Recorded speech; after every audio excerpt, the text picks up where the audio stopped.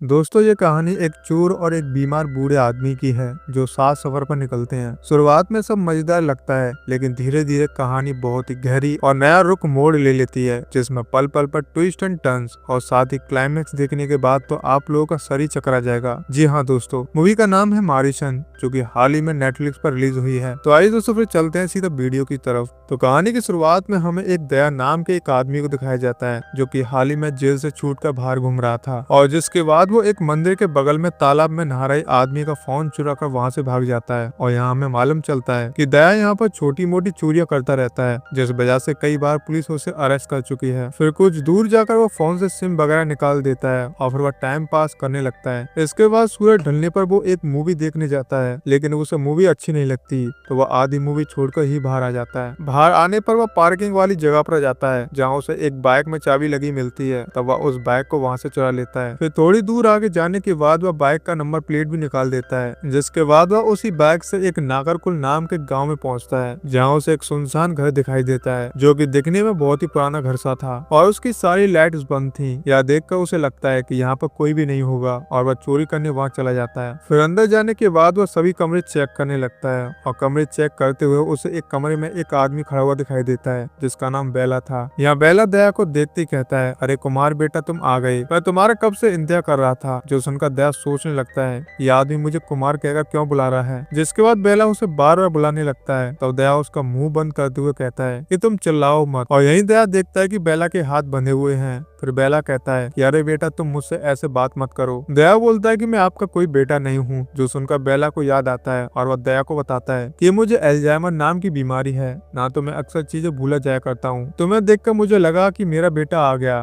दरअसल मेरी बीमारी की वजह से मेरा बेटा मुझे ऐसे बांध कर रखता है ताकि मैं कहीं खो ना जाऊं, मगर मुझे बाहर घूमना अच्छा लगता है, तो तुम मेरी रस्सी खोल दो। तब दया उसकी बातों को इग्नोर करते हुए घर में सामान ढूंढने लगता है, जिस पर बेला कहता है कि घर में तुम्हें कुछ भी नहीं मिलेगा, सारा पैसा बैंक में है। अगर तुम मेरे हाथ की रस्सी खोलकर मुझे बाहर लेकर चलोगे तो मैं तुम्हें एटीएम से 25,000 रुपए निकाल कर दूंगा। और यह ऑफर दया को अच्छा लगता है, तो वह भी बेला के हाथ की रस्सी खोलकर उसे एटीएम तक ले जाता है, जहाँ बेला एटीएम में जाकर पैसे निकालने लगता है, मगर वो अपना पिन भूल जाता है। फिर काफी देर याद करने पर उसे अपना पिन याद आता है और वो अपने एटीएम से पैसे निकाल लेता है। वहीं बाहर खड़ा दया एटीएम में झांकने लगता है और उसे बेला के अकाउंट में 25 लाख रुपए दिखाई देते हैं, जिसे देखकर उसे लालच आ जाता है और वह सोचने लगता है कि अगर मैं इस बूढ़े आदमी से 25 लाख रुपए हड़प लूं तो मेरी जिंदगी संवर जाएगी। वहीं बेला बाहर निकलकर दया को 25,000 देकर वहां से जाने लगता है। तो दया बेला से पूछता है कि अब आप कहाँ जाओगे। जिस पर बेला कहता है कि पास ही के गाँव में मेरी बेटी का घर है, तो मैं वहीं पर जाऊंगा। जिस पर दया कहता है कि तो चलिए मैं आपको बस स्टॉप पर छोड़ देता हूँ, क्योंकि यहाँ पर कोई भी ऑटो नहीं मिलने वाला। तो यह दोनों बस स्टॉप के लिए निकल जाते हैं। तभी रास्ते में बेला के दिमाग में एक ख्याल आता है और वह कहता है कि अगर मैं अपने बेटे के पास जाऊंगा तो मेरा बेटा दोबारा से मुझे वहाँ से पकड़ कर ले जाएगा, इसलिए मैं अपनी बेटी के पास न जाकर त्रिवल्लमपुरम जाऊंगा, जहाँ मेरा बचपन का दोस्त रहता है। तो तुम मुझे त्रिवल्लम की बस में चढ़ा दो। जिस पर दया कहता है कि अरे सर मैं भी तो वहीं जा रहा हूँ, अगर आपको दिक्कत ना हो तो जितना बस का किराया होगा उतने का आप मेरी बाइक में पेट्रोल डलवा देना। तब बेला इस बात के लिए मान जाता है और यह दोनों बाइक से गाँव के लिए निकल जाते हैं। तभी रास्ते में दया बेला से कहता है कि सर बाइक का पेट्रोल खत्म होने वाला है, आप मुझे पैसे दे दीजिए, मैं पेट्रोल डलवा लूंगा। जिस पर बेला कहता है कि मेरे पास कैश नहीं है। फिर दया उसे एटीएम के पास लेकर कहता है कि सर लाइए मैं पैसे निकाल लेता हूँ, आप कहाँ बार बार अंदर जाओगे। तब बेला उसे एटीएम के कार्ड देकर पिन बता देता है और दया अंदर जाकर जैसे ही वह पिन डालता है तो वह रॉन्ग दिखा रहा था। अब ऐसे बार बार चलता रहता है और बेला को पिन याद नहीं आता। जिसके बाद सुबह हो जाती है और यह दोनों एक ढाबे पर जाकर नाश्ता पानी करने लगते हैं। यहाँ दया बेला को एक डायरी देकर उसे अपनी सारी इन्फॉर्मेशन लिखवाने की कहता है कि वह कहाँ से आया है, उसका नंबर क्या है। तब बेला उन सारी चीजों को लिखने लगता है, अपने घर का नाम, बच्चों का नाम और पिन नंबर भी। मगर जब दया उस पिन को ट्राई करता है तो वह दोबारा से गलत बता रहा था। फिर एटीएम से बाहर आने पर उसे उस ढाबे पर बेला कहीं नहीं दिखाई देता। तब वह एक बस में बेला को चढ़ते हुए देखता है, तो दया भी तुरंत भागते हुए उस बस में चढ़ जाता है और वह बेला के पास आकर कहता है कि अरे सर आप यहाँ पर कहाँ बैठ गए, चलिए हम साथ में चलते हैं ना। जिस पर बेला कहता है कि अरे बेटा तुम कौन हो, मैं तुम्हें नहीं जानता। तब बस में बैठे लोगों को लगता है कि दया बेला को किडनैप करने आया है। वही बस का कंडक्टर कहता है कि चलो अब बस को पुलिस स्टेशन लेकर चलते हैं। इससे दया घबरा जाता है और कहता है कि अरे इनकी जेब में एक डायरी है, उसमें मेरा नाम और फोन नंबर लिखा हुआ है, आप चाहे तो उस पर कॉल करके देख लो। तब कंडक्टर उस नंबर पर कॉल करता है और वो नंबर दया का निकलता है। तो बेला को भी याद आ जाता है कि अरे यह तो कौन है। फिर यह दोनों दोबारा से बैग से अपना सफर शुरू करते हैं। जब गर्मी ज्यादा होने के कारण बेला दया से कहता है कि बेटा हाईवे पर गर्मी ज्यादा हो रही है, क्यों ना हम दोनों गांव से होते हुए चलते हैं। जिसके बाद दया अपनी बैग को गांव की ओर ले लेता है। फिर गांव में थोड़ा अंदर जाने पर रास्ते में दया को एक बकरी वाला दिखाई देता है, जो कि अपनी काफी सारी बकरियां को रोड पर चला रहा था। तब दया जानबूझकर उसकी एक बकरी को बैग से ठोक देता है और उसने ऐसा इसलिए किया था ताकि वह बेला से पैसे ऐंठ सके। यहाँ बकरी ठोकने पर वह आदमी काफी चिल्लाने लगता है कि अरे तुमने मेरी बकरी मार दी। तब दया कहता है कि अच्छा चिल्लाओ मत, मैं तुम्हें इस बकरी के 2000 दूंगा। मगर बकरी वाला कहता है कि नहीं, मुझे 3000 चाहिए। तब बेला दया से कहता है कि बेटा ज्यादा झगड़ा मत करो और इसे पैसे देकर यहाँ से चलो। दया कहता है कि मेरे पास तो पैसे ही नहीं, लाइए अपना एटीएम कार्ड दीजिए। तब बेला उसे एटीएम कार्ड दे देता है और पिन भी बताता है और दया तुरंत पास के एटीएम जाकर पैसे निकालने लगता है और इस बार पिन नंबर बिल्कुल सही था। फिर पैसा निकालने के बाद जब दया बैलेंस चेक करता है तो उसमें सिर्फ 8000 रुपए पड़े होते हैं, जो देखकर दया हैरान हो जाता है और वह सोचने लगता है कि अभी तो इसके अकाउंट में 25 लाख रुपए थे, अचानक से ये सारा पैसा कहाँ गया। जिसके बाद दया दुखी मन से वापस आकर उन बकरियों वालों को पैसे देने लगता है और उन्हें झूठ कहता है कि बेला उसके पापा हैं और वह एक पुलिस इंस्पेक्टर है जो छुट्टियां होने पर यह गांव घूमने आया है। तो यहाँ पुलिस वाले का नाम सुनते ही वह गांव वाले घबरा जाते हैं और कह देते हैं कि अरे सर कैसी बात कर रहे हो, हम आपसे पैसे कैसे ले सकते हैं, आपके पिताजी ने एक अच्छी सी दवाई बताई है जिसे खाकर मेरी बकरी एकदम ठीक हो जाएगी। यह कहकर वह लोग पैसे वापस कर देते हैं। तब बेला 3000 को अपनी पर्स में रख लेता है और दया देखता है कि बेला के पर्स में 2 एटीएम कार्ड हैं, यानी 25 लाख वाला अकाउंट दूसरा है। और यह देख के बेला दोबारा से खुश हो जाता है और दूसरे एटीएम कार्ड के पिन नंबर और एटीएम को पाने के बारे में सोचने लगता है। दूसरी तरफ हम देखते हैं कि थिएटर्स के बाहर से दया ने जिसकी बैग चुराई थी वह लोग पुलिस कंप्लेन कर देते हैं और जिनकी बैग चोरी हुई थी वह किसी नेता का बेटा होता है। यह नेता का नाम सुनते ही पुलिस वाले उसकी बैग तुरंत ढूंढने लगते हैं। जिसके बाद हम दया और बेला को देखते हैं और अब रात हो चुकी थी। यहाँ जिस गांव से यह निकलने वाले थे, बेला कहता है कि शायद मैं इस गांव को जानता हूँ, मेरा एक दोस्त यहीं पर रहता है जिसका नाम सुब्रमण्यम है और वह इलेक्ट्रॉनिक डिपार्टमेंट में काम करता है, उसकी 3 बेटियां हैं। तो दया तुम एक काम करो, पास वाली दुकान पर जाकर पता करो कि यहाँ कोई सुब्रमण्यम नाम का आदमी रहता है। तो दया एक पास वाली दुकान पर जाकर पूछने लगता है कि क्या आप सुब्रमण्यम नाम के आदमी को जानते हैं जो इलेक्ट्रिक डिपार्टमेंट में काम करता है और साथ ही उसकी 3 बेटियां हैं। जिस पर दुकानदार कहता है कि एक आदमी तो है लेकिन उसका नाम श्रीनिवास है।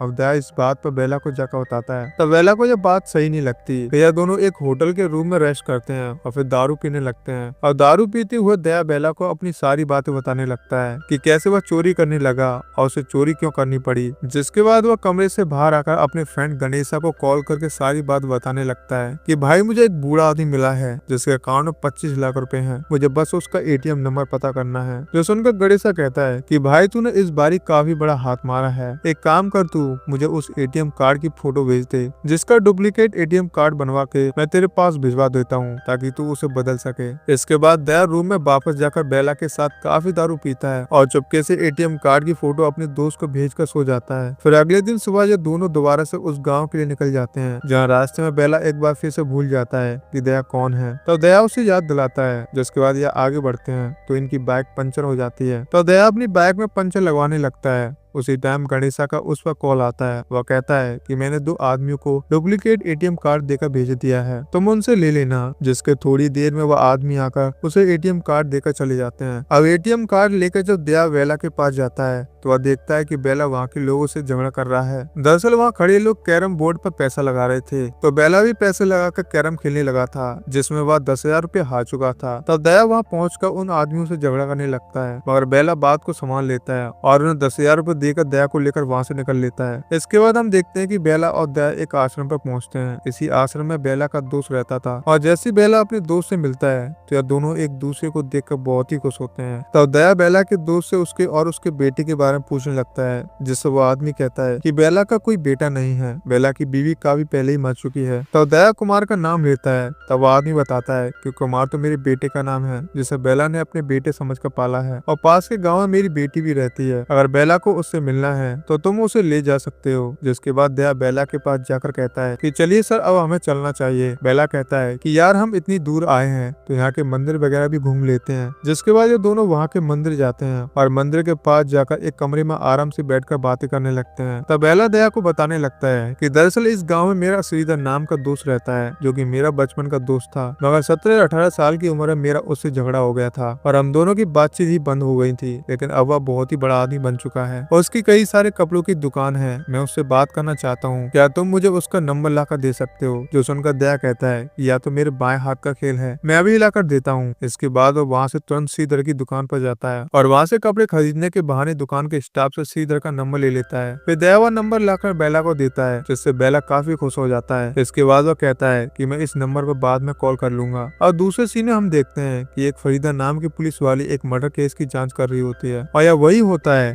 जहाँ दया चोरी करने गया था और उसे वहाँ बेला मिला था। उसी टाइम फरीदा को पता चलता है कि 2 और मर्डर हुए हैं, एक दूसरे गाँव में और एक त्रिवल्लमपुरम में। और यहाँ त्रिवल्लमपुरम में जिसका मर्डर हुआ था वह कोई और नहीं बल्कि श्रीधर ही था। कल दया ने श्रीधर का नंबर बेला को दिया और आज उसकी मौत हो गई। वही श्रीधर की लाश एक झील में मिलती है। इसी के साथ श्रीधर का सिम अभी भी एक्टिव दिखा रहा था। फरीदा समझ जाती है कि कातिल ने श्रीधर का फोन अपने पास रखा है और वह ट्रेवल कर रहा है। जिसके बाद हम दया और बेला को देखते हैं जो कि दोबारा से दूसरे गांव की ओर बढ़ने लगे थे। रास्ते में बेला कहता है कि जो अगला गांव आने वाला है उसमें मेरा एक और दोस्त रहता है और उसके गांव में एक बड़ा फेस्टिवल भी होता है, तो आज हम वहीं पर रुकेंगे। और रात तक उस गाँव में पहुंच जाते हैं और हमें मालूम चलता है कि गणेशा भी उसी गाँव में रहता है। जहाँ रात को दया गणेशा से मिलता है और कहता है कि उसके एटीएम का पिन मुझे अभी तक नहीं पता चला। अगर ऐसा ही चलता रहा तो मुझे उसके पिन के बारे में पता लगाने में सालों बीत जाएंगे। वहीं हम बेला को देखते हैं जो कि बेहोशी वाली दवाई को दारू मिला देता है और फिर दया और गणेशा को बुलाकर उसके साथ दारू पीने लगता है।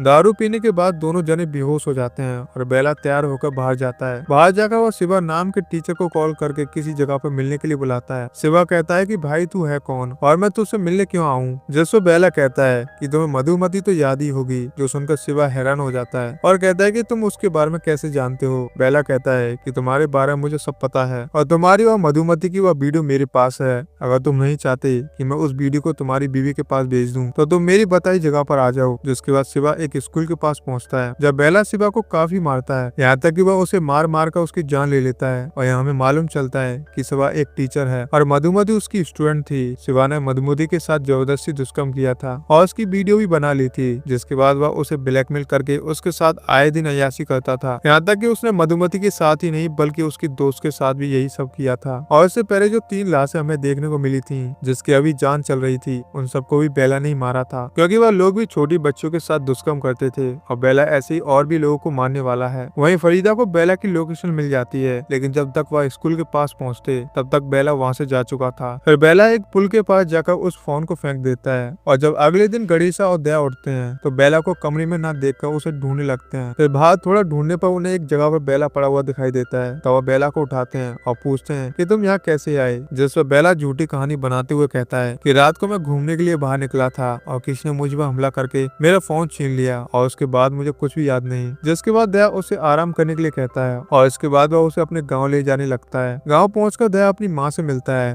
तो उसकी माँ उसे देखकर खुश नहीं होती, बल्कि वह तो उसे पूछने लगती है कि अब कौन सा बड़ा कांड करके आया है तू। शादी और बेला को देखकर उसके बारे में पूछती है। दया बताता है कि इनका नाम बेला है और इन्हें भूलने की बीमारी है। मैं इन्हें इनके रिश्तेदारों के पास छोड़ने जा रहा हूँ। वही हम बेला को देखते हैं जो दया के घर में लटकी उसके माँ बाप की फोटो देखने लगता है। तो वह दया की माँ आती है और कहती है कि यह तो मेरी शादी की फोटो है, आप इसे ऐसे क्यों घूर रहे हैं? जवाब में बेला कहता है कि इसके नीचे 17 अप्रैल लिखा है, इसी दिन मेरी शादी हुई थी और इसी दिन मेरी बीवी का बर्थडे भी आता है। फिर वह अपनी बीवी के बारे में बताने लगता है कि हम दोनों ने लव मैरिज की थी और उसने मेरे लिए अपने परिवार वालों को छोड़ दिया था। यहाँ से कहानी फ्लैशबैक में जाती है और हम देख पाते हैं कि बेला की बीवी एक साइकियाट्रिस्ट थी और वह बच्चों को काउंसलिंग किया करती थी। एक दिन मधुमती नाम की लड़की उसके पास आती है तो वह उसकी काउंसलिंग करने लगती है, जहाँ वह लड़की काफी रोते हुए बताने लगती है कि शिवा नाम के टीचर ने उसके साथ कैसा दुष्कर्म किया और उसकी वीडियो बनाकर वह आए दिन उसे ब्लैकमेल करता रहता है। इसके अलावा उस टीचर ने मधुमती की दोस्तों को भी परेशान करना शुरू कर दिया और उसकी वजह से उसके दोस्तों का भी बुरा हाल हो रखा है। तब बेला की बीवी उसे संभालती है और अगले दिन उसे खबर मिलती है कि मधुमती ने आत्महत्या कर ली है। यह खबर सुनकर तो बेला की बीवी के होश उड़ जाते हैं और कुछ ही दिनों में वो डिप्रेशन में चली जाती है। हालांकि इसी के साथ उन्होंने टीचर को केस भी फाइल कर दिया था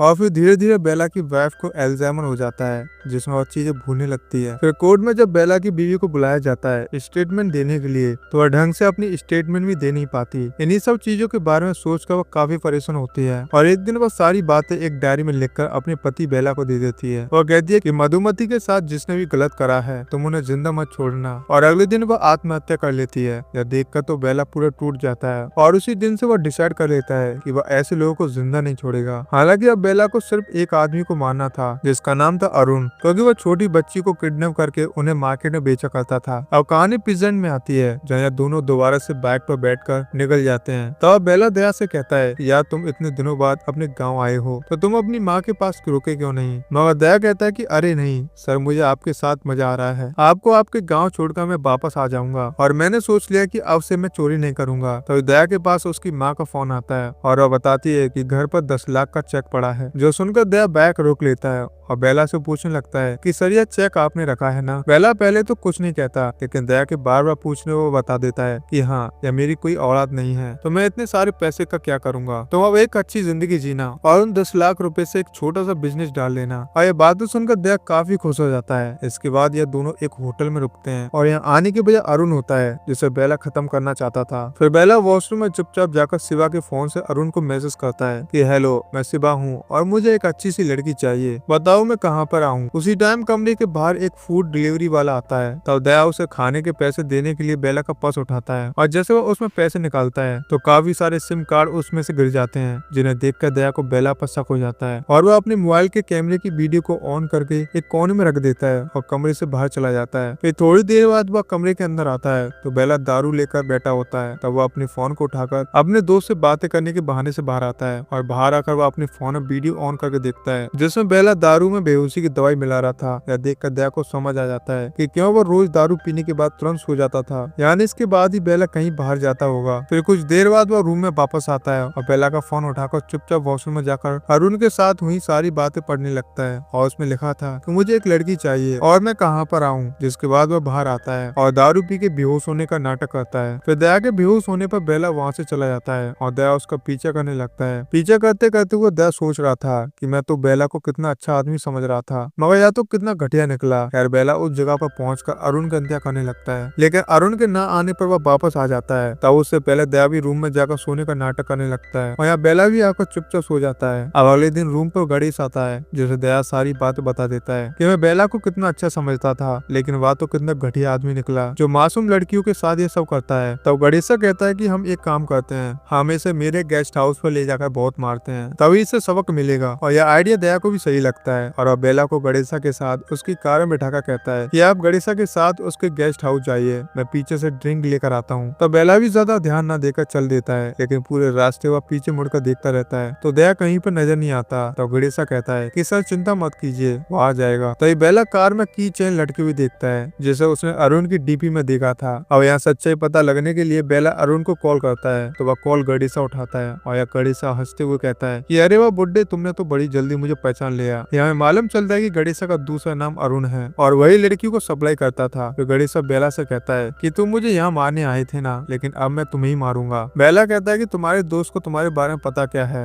गणेशा कहता है कि नहीं, मेरा दोस्त तो बस छोटी मोटी चोरियां करता है, उसे मेरे काम के बारे में कुछ नहीं पता, बल्कि वह तो तुम्हें गलत आदमी समझ रहा है कि तुम लड़कियों के साथ दुष्कर्म करते हो। यह कहकर गणेशा हंसने लगता है, लेकिन बेला तो उस पर हमला कर देता है और यहाँ लड़ाई शुरू हो जाती है। तो यहाँ गणेशा बेला पर भारी पड़ता है और उसका मुंह बांध कर उसे बैठा देता है। तो वहाँ पर दया आता है और गणेशा कहता है कि इस आदमी का क्या करना है। दया बेला के पास जाकर उसके हाथ पैर खोल देता है और यहाँ हमें हल्का सा फ्लैशबैक दिखाया जाता है जहाँ जब बेला कार से उतर रहा था तब उसने दया को कॉल कर दिया था और दया ने इन दोनों की सारी बातें सुन ली थी, यानी दया को गणेश की सारी सच्चाई पता चल गई थी। तो वह गणेश से लड़ने लगता है। तभी इसी बीच बेला आ जाता है और वह गणेशा को जान से मार देता है। फिर थोड़ी देर में वह पुलिस भी आ जाती है जो बेला और दया को अरेस्ट कर लेती है। फिर इन दोनों को कोर्ट में पेश किया जाता है जब बेला सारी सच्चाई बता देता है और कहता है कि मैंने सिर्फ उन्हीं लोगों को मारा है जो कि छोटी बच्चों के साथ गलत काम करते थे। तब जज इस केस को आगे पोस्टपोन कर देती है, यह कहकर कि तुमने गुनहगारों को मारा है लेकिन कानून को अपने हाथ में ले लिया है, यह अच्छी बात नहीं है। वहीं बाहर आने पर फरीदा बेला और दया को लड्डू खिलाने लगती है और कहती है कि आज मेरी बेटी का जन्मदिन है। उसी तरह जिन लड़कियों के साथ अत्याचार हुआ था उन सभी के माँ बाप बेला को थैंक यू कहने आए थे। यहीं पर एक और शॉकिंगली बात पता चलती है